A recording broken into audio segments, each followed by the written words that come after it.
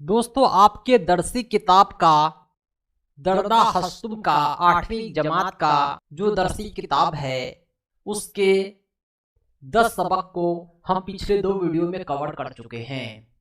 ये सब हम दक्षता एग्जाम के लिए, इम्तिहान काबिलियत बराए उर्दू असातिज़ा के लिए हम समझा रहे हैं, क्योंकि 1 से 8 तक के किताबों से प्रश्न पूछे जाते हैं। मैं चाहता हूं कि हर चैप्टर का खुलासा आपको अच्छे से समझा दूं। जो 11वां सबक है आसिम बिहारी और उसके कारनामे से मुतालिक, इसी पर आज हम खासो खास जानकारी हासिल करेंगे। इसके अलावा दूसरे चैप्टर को भी हम देखेंगे। फिलहाल हम शुरुआत यहाँ से करते हैं। दोस्तों, आसिम बिहारी एक अजीम शख्सियत का नाम है। बिहारी इसका टाइटल इसलिए है क्योंकि ये अपने बिहार से ताल्लुक रखते थे। ये हमारे लिए फख्र की बात है। इसका पूरा नाम था मौलवी अली हुसैन आसिम बिहारी। इसकी पैदाइश होती है 15 अप्रैल 1889 को बिहार शरीफ में एक गांव में हुआ था जिसका नाम है खासगंज। ये नालंदा जिला में आता है। दोस्तों, जो इनके खानदान का पेशा था वो बुनकर का था, कपड़े बुनने का, और काफ़ी गरीब खानदान से ये ताल्लुक़ रखते थे। इनके जो वालिद थे उनका नाम था मौलाना आसिफ हुसैन। ये एक बहुत बड़े आलिम दीन और दीनदार आदमी थे। इनकी वालदा भी थी बीबी ज़ैनब खातून, एक घरेलू औरत थी। और इनके जो दादा थे मौलाना अब्दुल रहीम, 1857 की तहरीक में दिल्ली और लखनऊ में अंग्रेज़ों के ख़िलाफ़ परचम बुलंद किया था।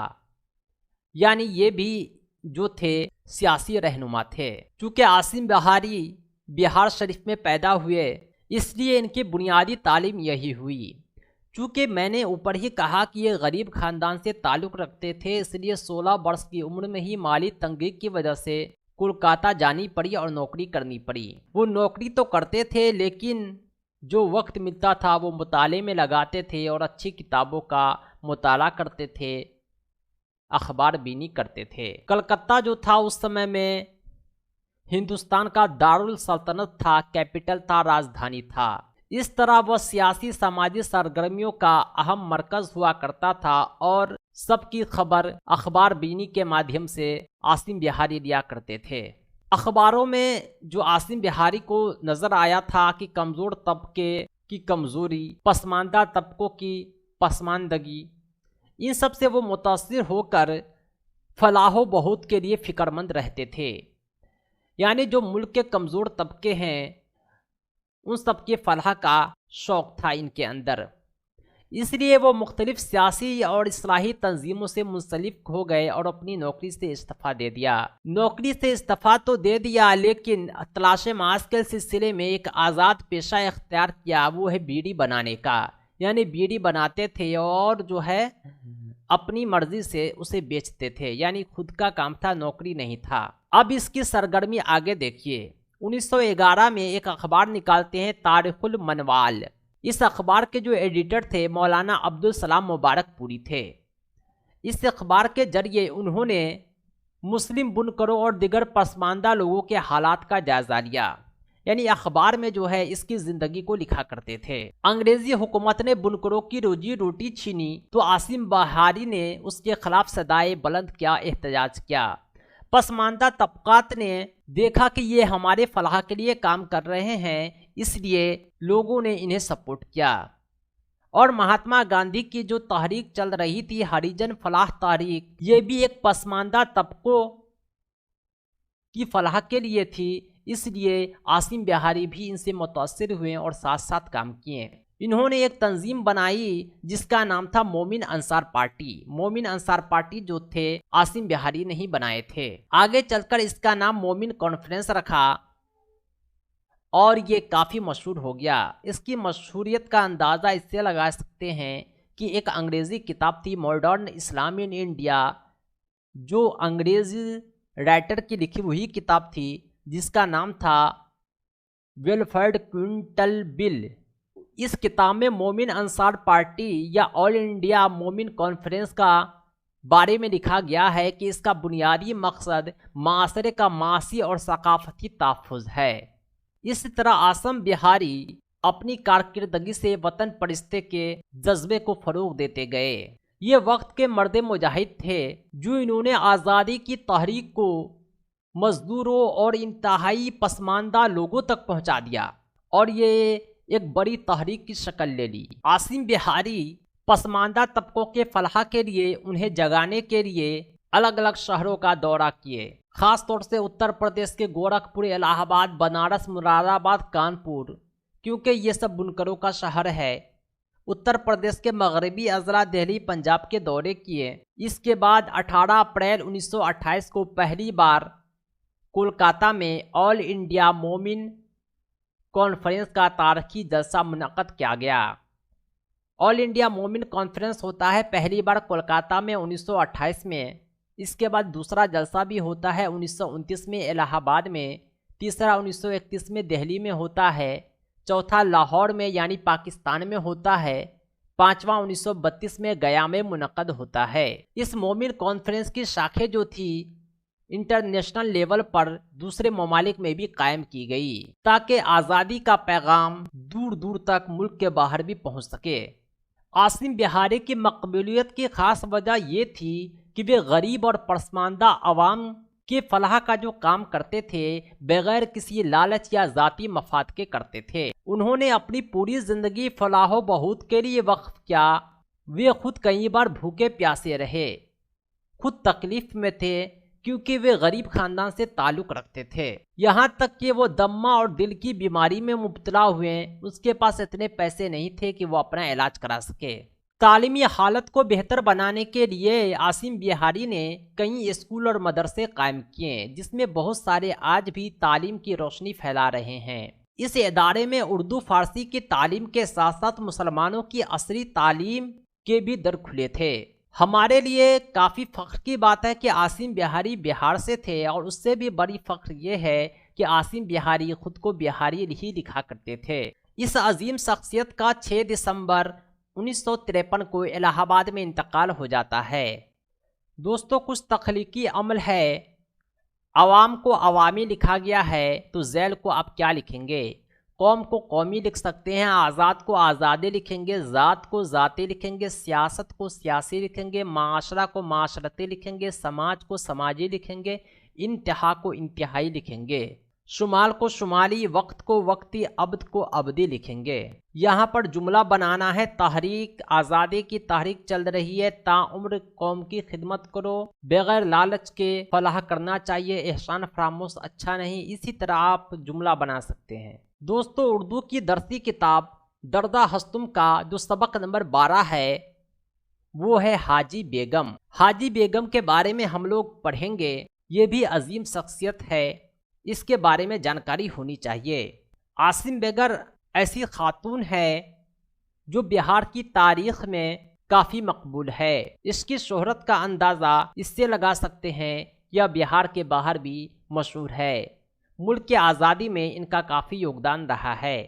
1857 کی جو پہلی جنگ آزادی ہوئی تھی اس میں جھانسی کی رانی لکشمی بائی، لکھنؤ کی بیگم حضرت محل کا نام تو آپ نے سنا ہوگا کہ کس طرح انہوں نے انگریزوں سے لوہا لیا تھا۔ اسی طرح بہار کے ساسارام میں حاجی بیگم نے اپنی دلیری و جاں بازی سے خاتون بہار کا نام روشن کر دیا۔ اس کا کیا یوگدان تھا، تاریخ میں کیا کارنامے ہیں، آج ہم آگے جانیں گے۔ یہ جو حاجی بیگم تھی وہ قدرت اللہ خاں کی بیٹی تھی۔ ان کی پیدائش 1780 میں چھپڑا ضلع سارن کے شہر یار خاں کی جوزا بنی، یعنی ان کی شادی ہوتی ہے شہر یار خان سے سارن چھپرا میں۔ شادی کے کچھ عرصے بعد والد اور شوہر دونوں کا انتقال ہو جاتا ہے۔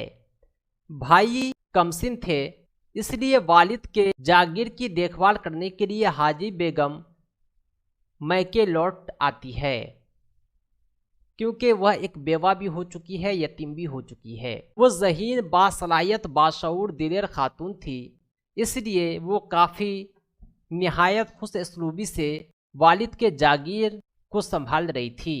وہ نقاب پہن کر گھوڑے پر سوار ہوتی، علاقے کا دورہ کرتی، کاموں کی نگرانی کرتی، عدالت کی کرسی پر بیٹھ کر مقدمے کی فیصلے بھی کیا کرتی تھی۔ 1857 کا جب غدر ہو رہا تھا तो वीर कुंवर सिंह अंग्रेजों से लड़ते लड़ते मौजूदा भोजपुर जिला के जगदीशपुर से आ रहे थे तो बेगम हजरत महल के, तो इन्होंने हाजी बेगम के महल में पनाह ली।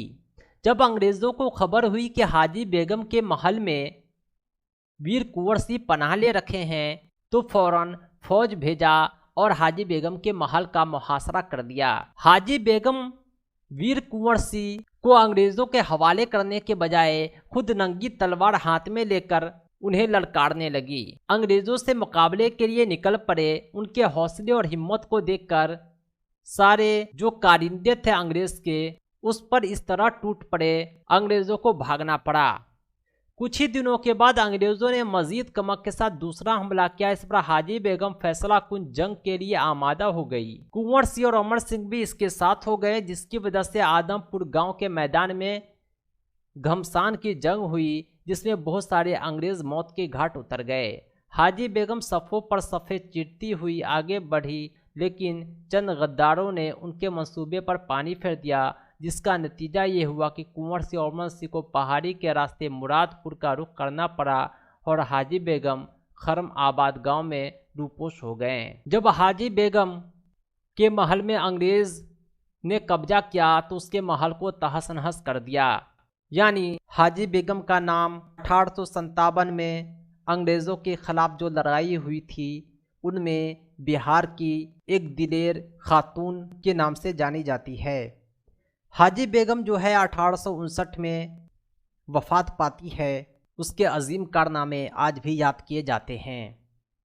दोस्तों ये थे हाजी बेगम के बारे में। कुछ मारूदी सवालात भी हैं। सरदार बोदी खान की पोती कौन थी? हाजी बेगम। कुंवर सिंह और अमर सिंह ने अंग्रेज़ों से लड़ते लड़ते कहाँ पनाह ली थी? हाजी बेगम के महल में। आदमपुर गांव की जंग के बाद कुंवर सिंह और अमर सिंह को कहाँ सफ़र करना पड़ा? कुंवर सिंह और अमर सिंह जो हैं मुरादपुर चले जाते हैं। हाजी बेगम की पैदाइश कब हुई? हाजी बेगम की पैदाइश 1780 में होता है। हाजी बेगम किसकी जौजा थी? वो शहरयार खान की जौजा थी। हाजी बेगम के बारे में खाली जगह को बढ़ने हैं, जो अभी हमने आपको समझाए हैं उसी में इसके जवाब हैं। जुमलों में इस्तेमाल करके जिन्स जाहिर करने हैं, यानी जुमलों में इस तरह इस्तेमाल करें कि जिन्स पता चल जाए। शादी हो रही है न कि हो रहा है।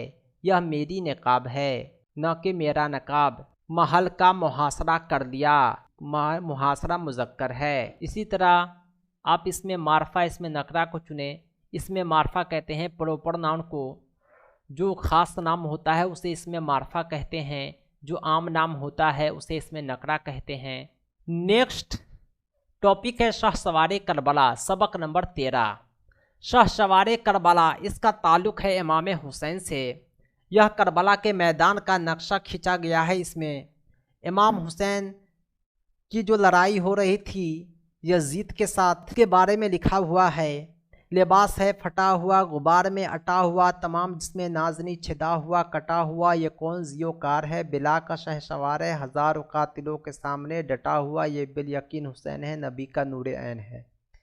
यानी जो लड़ाई हो रही थी करबला के मैदान में, इमाम हुसैन के लिबास फटे हुए थे, गुबारों से भरे थे। जिस्म जो नाजुक बदन था वो जो है वारों से कट चुका था बार बार, फिर भी इमाम हुसैन बहुत ही बुलंदी के साथ, दिलेरी के साथ हज़ारों कातिलों से मुकाबला कर रहे थे। ये नबी के नूरे ऐन थे, आँखों की ठंडक थे। इमाम हुसैन जो थे हमारे नबी के नवासे थे।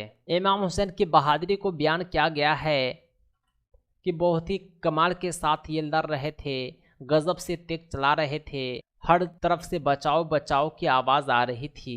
एक अकेला होकर तन्हा होकर हज़ारों से मुकाबला कर रहे थे। सबक नंबर 14 है एशिया और यूरोप। यह असल में एक खत है जो पंडित जवाहरलाल नेहरू, जो हमारे मुल्क के पहले प्रधानमंत्री थे, उन्होंने अपनी बेटी इंदिरा गांधी को लिखा था 8 जनवरी 1931 को। इस खत में उन्होंने क्या लिखा है आइए इसे हम पढ़ते हैं। इसमें इन्होंने तब्दीली को लिखा है कि दुनिया में तब्दीली हो रही है और इसी तब्दीली तारीख़ में है। दुनिया में बहुत कम तब्दीली होती है तो तारीख़ छोटी होती। तारीख़ कहते हैं हिस्ट्री को, इतिहास को। स्कूल कॉलेज में जो तारीख़ पढ़ाई जाती है उसके मुतालिक लिखा गया है। हिंदुस्तान की तारीख़ और इंग्लिस्तान की तारीख़, यानी इंग्लिस्तान कहा गया है ब्रिटेन को, इंग्लैंड को। इस तारीख में हिंदुस्तान को हकीर समझा गया है। इसके अलावा दूसरे मुल्कों की तारीख मुझे महज एक धुंधला सा इल्म था। खत में हिंदुस्तान की कदीम तहजीब को इन्होंने लिखा है जो आर्या की आमद हुई, इसके पहले का हाल तो कम लिखा था क्योंकि मुझे खुद इसके बारे में इल्म न था, लेकिन अब तुम बड़े शौक से ये सुनोगे कि पिछले चंद बरसों में हिंदुस्तान में कदीम तरीन तहजीब के आसार बरामद हुए। अपनी बेटी को खत में हिंदुस्तानी तहजीब को समझा रहे हैं पंडित जवाहरलाल नेहरू। ये शुमालो मगरबी हिंद में मोहनजोदड़ो के करीब ज्वार में निकले हैं। लोगों ने यहाँ तकरीबन 5000 साल कब्ल के आसार खोद कर निकाले हैं, यानी 5000 साल पहले भी मोहनजोदड़ो में इंसानी आबादी हुआ करती थी। कदीम मिस्र की तरह की मीमिया भी उन्हें अच्छी हालत में मिली है। मीमिया कहते हैं ताबूत को जिसमें इंसानों को रखा जाता है, मरे हुए इंसानों को। आर्यों की आमद का समय है, हजारों साल पहले का हाल है। यूरोप में तो उस वक्त एक जंगल रहा होगा। यानी पंडित जवाहरलाल नेहरू अपने बेटी को बता रहे हैं कि हमारी तारीख इतनी पुरानी है कि यूरोप तो उस समय एक जंगल था। आज यूरोप बहुत ताकतवर है और इसके बाशिंदे अपने आप को सारी दुनिया में ज़्यादा महज़ब और मुमतदिन समझते हैं। वो एशिया और उसके बासिंदों को हकारत की निगाह से देखते हैं। वो एशिया के मुल्कों में आते हैं और जो कुछ हाथ पड़ता है लूट कर ले जाते हैं। ज़माना क्या बदल गया। आओ ज़रा से यूरोप और एशिया पर एक नज़र डालें। यानी यूरोप और एशिया पर एक नज़र दिखा गया है। एटलस खुलकर देखो, छोटा सा यूरोप अजीम शान बड़ा अजीम एशिया के एक तरफ कैसे लटक रहा है। ऐसा मालूम होता है कि वो एशिया ही का कोई जुज़ है। जब तुम तारीख पढ़ोगे तो तुम्हें मालूम होगा कि काफ़ी अरसे तक एशिया इस पर छाया रहा है। चाहे आर्या हो, चाहे जीथन हो, चाहे हन हो, चाहे अरब हो, चाहे मुग़ल हो, चाहे तुर्क हो, ये सब एशिया के ही किसी न किसी गोशे से निकले हैं। ये सब सारे यूरोप और एशिया में फैल गए। इस खत में पंडित जवाहरलाल नेहरू ने लिखा है कि हिंदू मज़हब जो तमाम मज़ाहब में सबसे पुराना है, हिंदुस्तान से ही निकला। इस तरह बुद्ध मत में भी जो तमाम चीन, जापान, बर्मा, तिब्बत और लंका में फैला हुआ है, यहूदी ईसाई मज़हब भी एशिया की ही मज़हब है, क्योंकि उनकी इब्तदा एशिया की मगरबी साहिल यानी फ़िलिस्तीन से हुई। पारसी मज़हब ईरान में शुरू हुआ और ग़ालिबन तुम जानती हो कि पैगंबर इस्लाम यानी मोहम्मद अरबी सल्लल्लाहु अलैहि वसल्लम मक्का शहर में पैदा हुए थे। कृष्ण जी, बुद्ध जी, हज़रत ईसा, हज़रत मोहम्मद, चीन के फ़लसफ़ी, ये सब एशिया के बड़े बड़े अरबाब फ़िक्र के नामों से तो सिफ़े के सिफ़े भर सकते हैं। इस तरह एशिया के बेशुमार अरबाब अमल भी गुजरे हैं। इसके अलावा मैं और बहुत सी बातों से ये साबित कर सकता हूँ कि कदीम बरा आज़म ज़माने में कितना अजीमुशान और अहम था। ज़माना कैसा बदल गया और फिर हमारे देखते देखते बदल रहे हैं। तारीख़ उमूमन सदियों में बहुत आहिस्ता आहिस्ता अपना काम करती है। हाँ, कभी कभी ऐसा होता है कि हालात बड़ी तेज़ी से बदलते हैं। दोस्तों, इस ख़त के ज़रिए पंडित जवाहरलाल नेहरू अपनी बेटी को कहना चाहते हैं कि हमारे मुल्क का जो तारीख़ है बहुत ही ब्राइटनेस था, फिर हम पीछे क्यों हो गए। यूरोप काफ़ी तेज़ी से आबाद हुआ और एक बड़ा मुल्क बन गया, लेकिन हम मोहनजोदड़ो जैसी जब सभ्यता रखते थे तो हम गुलाम क्यों बन गए।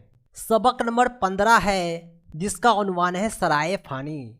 यानी दुनिया में सब कुछ फ़ानी होने वाला है। दुनिया में सब कुछ फ़ानी होने वाला है। मर्दों की मर्दानगी, नौजवानी, सब कुछ मरने वाली है। ऊंचे ऊंचे मकान हो, तंग होना है। कल जहाँ पर शगुफा खुलते, आज देखा तो खाड़ बिल्कुल थे। यानी कल जहाँ पर फूल खिले हैं, एक दिन वहाँ पर कांटा भी आ जाता है। जिस चमन में बुलबुलों का हजूम होता है, आज वहाँ आशियाना नज़र आते हैं। जो कल नौजवान थे वो साहिबे नौबते निशान थे, जो आज वो मिट्टी में मिल चुके हैं, उसका नाम निशान भी नहीं है। गैरते हुर में जवा ना रहे है, मकान घर तो मकी ना रहे। यानी घर है लेकिन घर में रहने वाले दुनिया से रुखसत हो गए। जो बादशाह थे कभी वो ज़ेरे खाक चले गए, उन्हें भी मिट्टी में मिलना पड़ा, उन्हें भी मौत आई। یعنی کہنے کا مطلب یہ ہے کہ دنیا میں ہر چیز فانی ہے، اسی لیے ہمیں یہ چاہیے کہ اپنی طاقت کا ناجائز فائدہ نہ اٹھائے۔ رستم سا کوئی باقی نہ رہا، صرف اس کا نام ہی باقی ہے۔ دنیا میں موت آنی ہے اور ہر کسی کی باری ہے۔ آخری شعر میں یہی کچھ لکھا گیا ہے، آج و کل ہماری باری ہے، موت کے بارے میں لکھا ہوا ہے۔ دوستو، یہ جو نظم ہے مرزا شوق لکھنوی کی نظم ہے اور کافی اچھی نظم ہے۔ آپ موجودہ سوالات کو بھی حل کر سکتے ہیں۔ سرائے فانی سے مراد آخرت ہے۔ انسانوں کا غرور خاک میں کب مل جاتا ہے؟ قبر میں جانے کے بعد۔ اسی طرح دوسرے سوال بھی حل کر سکتے ہیں۔ یہ سب قیصر ہو، فغفور ہو، بہرام ہو، یہ سب کے سب کبھی بادشاہ ہوا کرتے تھے، سب آج زیر خاک ہیں۔ جس طرح مکان میں رہنے والے کو مکی کہتے ہیں، اسی طرح مقام میں رہنے والے کو مقامی کہتے ہیں۔ دوستو، اس سبق میں کچھ قواعد دیا گیا ہے۔ اس میں معرفہ کی قسمیں، اس میں معرفہ جو ہوتے ہیں خاص نام ہوتے ہیں۔ ایک قسم معرفہ ہے جسے علم کہا کرتے ہیں۔ اس علم کی 6 قسمیں ہوتی ہے۔ آئیے یہ کون کون سے علم ہیں۔ ایک ہے کنیت، اسمی، لقب، خطاب، عرف، تخلص۔ اسمی جو ہوتا ہے ایک ایسا نام ہوتا ہے جو والدین بزرگوں نے مقرر کیا ہو، جیسے اسلم ہو گیا، ناہید ہو گیا۔ کنیت ایک ایسا نام ہوتا ہے جو رشتے کو ظاہر کرے، ابو الحسن، ام حبیبہ، ابن عباس۔ لقب ایک نام ہوتا ہے جو کسی خاص صفت کو ظاہر کرتا ہے اور عوام کی طرف سے دیا جاتا ہے، بلبل ہند، شیر بہار وغیرہ۔ خطاب ایسا نام ہوتا ہے جو حکومت کی طرف سے دیا جاتا ہے، دیش رتن ہو گیا۔ عرف ایسا نام ہوتا ہے جو عام بول چال کی زبان میں استعمال ہوتا ہے، للو، ٹٹو، پپن، ڈبن۔ تخلص ایسا نام ہوتا ہے جیسے شاعر اپنے شعر میں استعمال کرتے ہیں۔ دوستو، یہ تھے 11 سے 15 تک کے 5 سبق۔ آج کے لیے اتنا ہی۔ اگلے کلاس میں ہم کچھ اور سبق کو سمجھیں گے۔ دوستو، اردو اساتذہ کے لیے دکشتا ایگزام کا کمپلیٹ نوٹس ہم پرووائڈ کرتے ہیں۔ اگر آپ چاہتے ہیں تو آپ ہم سے لے سکتے ہیں۔ ہم آپ کے واٹس ایپ پر بائی پوسٹ ایڈریس پر اسے دستیاب کریں گے۔ Thanks for watching.